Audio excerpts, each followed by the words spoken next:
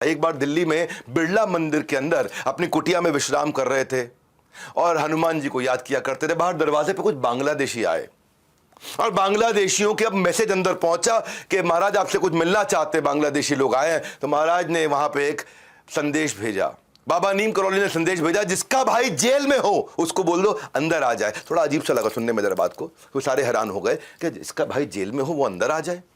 अच्छा, किसी को पता ही नहीं इनमें से किसका भाई जेल में है। तो एक आदमी ने बोला मेरा भाई जेल में है, मेरा भाई पाकिस्तान के अंदर जेल में है। तो वो जो बोला उसने कि मेरा भाई जेल, उसको अंदर ले जाया गया। तो बाबा ने कहा कि भाई तुम्हारा भाई दुश्मनों की कैद से जल्दी बाहर आएगा और तुम्हारे देश का सबसे बड़ा शहंशाह बनेगा। इतना कह के बाबा बोले जाओ अब अपना समय अपने भाई के इंतजार में, उसकी वेलकम में, उसकी स्वागत की तैयारियों में लग जाओ, वो आने वाला। तो उसने पूछा कैसे मुमकिन है महाराज, गुरुदेव, बाबा, ये कैसे मुमकिन है। तो मेरा भाई पाकिस्तान की मियां वाली जेल की काल कोठरी के अंदर है, सरकार ने उसको सजाए मौत का ऐलान कर दिया था। बाबा ने कहा वापस जाओ, भाई के आने की तैयारी करो, और बाहर जाने का इशारा कर दिया और लेट गए। आप जानते हैं कौन थे वो? बाबा के सवाल करने वाला वो जो शख्स था वो कौन थे? वो आजाद बांग्लादेश के पहले राष्ट्रपति शेख मुजीबुर रहमान के छोटे भाई थे। तो ये जो है ना, ये शेख मुजीबुर रहमान प्रिजनर से प्रेसिडेंट बने, सलाखों से सीधा सत्ता मिल गई। आज कहां और कल कहां, इसके पीछे आपसे भी बोल रहा हूं मैं, हाँ आपसे भी बोल रहा हूं, एक ही चीज तय करती है आपका कितना बड़ा विजन है। और वही विजन देने का मैं काम कर रहा हूं। हमारे देश के एंटरप्रेन्योर्स को हमारे यूट्यूब की कहानियों के द्वारा एक एक करके पूरे देश को खड़ा करेंगे। इस महीने भी मैं पावरफुल इवेंट करने वाला हूं 18-19 मई को, रॉयल एलीट क्लब। इसमें केवल 50 सीट होती हैं, इसमें सब नहीं आ सकते हैं। अभी लीडरशिप फनल खत्म करके आता हूं पिछले फ्राइडे, सैटरडे, संडे, जहां मैंने श्री संदीप महेश्वरी जी आपको भी इनवाइट किया था, वहां नहीं आ पाए आप। मई 18-19 जो बस अभी आने वाली 2 हफ्ते के बाद, आप फटाफट से आइए। आप सबको भी मैं कहूंगा कि हमारे बोर्ड लाइन नंबर पर फोन करिएगा और वहां वो विजन की बात करेंगे। बहरहाल एक व्यक्ति की कहानी जरूर सुनाऊंगा, रिचर्ड नाम था उनका, जो बाद में चल के रामदास बने। रिचर्ड हार्वर्ड के प्रोफेसर थे, रिचर्ड एल्पर्ट, और लेकिन वो नशेबाज थे और इतना नशा करते थे, इतना नशा करते थे कि दोस्तों के कहने पर बाबा के आश्रम पर पहुंच गए। वो है ना, भगवान चाहते थे ऐसा हो जाए। उस वक्त बाबा अपने भक्तों के साथ कुछ स्वर्ग की बातें कर रहे थे।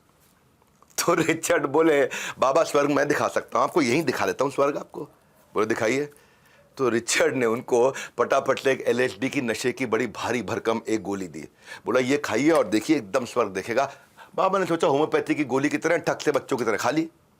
वो LSD की गोली होम्योपैथी की तरह खा ली। रिचर्ड देखता रह गया। उनको लगा भाई शायद मैंने कोई गलत गोली दे दी, क्योंकि बाबा कथा करने में लगे हुए, बाबा की कथा चल रही है। वो आगे बढ़ा, उसने फिर से वही बात कही। बाबा ने कहा मुझे कुछ स्वर्ग जैसा महसूस हुआ नहीं, तो सब ऐसा ही लग रहा है मुझे। उसने कहा रुको रुको बाबा, हो सकता है मैंने गलत गोली दे दी। 2 गोली और पकड़ा दी LSD के। 3 गोली एक दिन में सबसे बड़ा नशेबाज भी नहीं खा सकता था। तीनों गोली उन्होंने ले ली, एक पहले 2 बाद में। अब ये रिचर्ड देखता रह गया, बाबा कथा कर रहे हैं स्वर्ग की। अच्छा, वो रिचर्ड जब परेशान हुआ, अपना माथा पीटने लगा, ये हुआ क्या? तो बाबा समझ गए परेशान है। बोला क्या हुआ? मुझे स्वर्ग नहीं दिखा, तुम परेशान क्यों हो रहे हो? बोले लेकिन अब तक दिख जाना चाहिए था। कितनी गोलियां हैं तुम्हारे पास? बोले 10 और हैं, ये 10 दिन की थी। बोले दो मेरे को 10। वो 10 की 10 गोली ली, उनसे छीन ली और फट से मुंह में डाली। बोले रुक जाओ रुक जाओ रुक जाओ, मत लेना मत लेना। बाबा ने फट से 10 की 10 गोलियां डाली, एक घूंट पानी पिया और अपनी फिर कथा में लग गए। इतने में रिचर्ड चिल्लाने लगा, अरे मर जाएंगे मर जाएंगे मर जाएंगे, हॉस्पिटल बुलाओ, एम्बुलेंस बुलाओ, डॉक्टर बुलाओ, सब बुलाओ। अब सारे के सारे उनके शिष्य लोग चिल्लाने लगे, भाई लड़का चिल्ला रहा, कुछ हो ना जाए। तो प्रेशर के अंदर बाबा की डॉक्टरी जांच कराई गई, उसके अंदर से कुछ नशा निकला ही नहीं। इससे हुआ क्या? उसका सारा नशा उतर गया ये देख के कि महाराज को कोई नशा नहीं हुआ। रिचर्ड बाबा की चमत्कारी शक्तियों को मान गया और अमेरिका वापस कभी भी ना जाने का वचन लेके जीवन भर उनकी सेवा के लिए आश्रम में रुका। उनके सबसे महान शिष्यों में से एक थे रिचर्ड। उनका नाम बाबा ने बदल के बाद में रामदास रख दिया था। एक तरफ थी गोली और एक तरफ थे बाबा नीम करौली। जय बजरंग बली। आज बड़ा खास दिन है, बहुत दिल से बात करना चाहता था। वो बाबा को स्वर्ग दिखाने आया था, बाबा ने उसका जीवन स्वर्ग बना दिया। भक्ति रस से बड़ा कोई नशा नहीं है, ये चढ़कर कभी उतरता नहीं है। नीम करौली बाबा का कैंची धाम, जहां गूंजता है राम भक्त हनुमान का नाम। आज हनुमान जयंती के मौके पर यह तो कहना पड़ेगा कि हनुमान जी जैसा भक्त और सेवक कोई नहीं था, ना कभी हो सकता है। एक बार जिम्मेदारी जो उन्होंने ले ली, समझ लो जय बजरंग बली। जय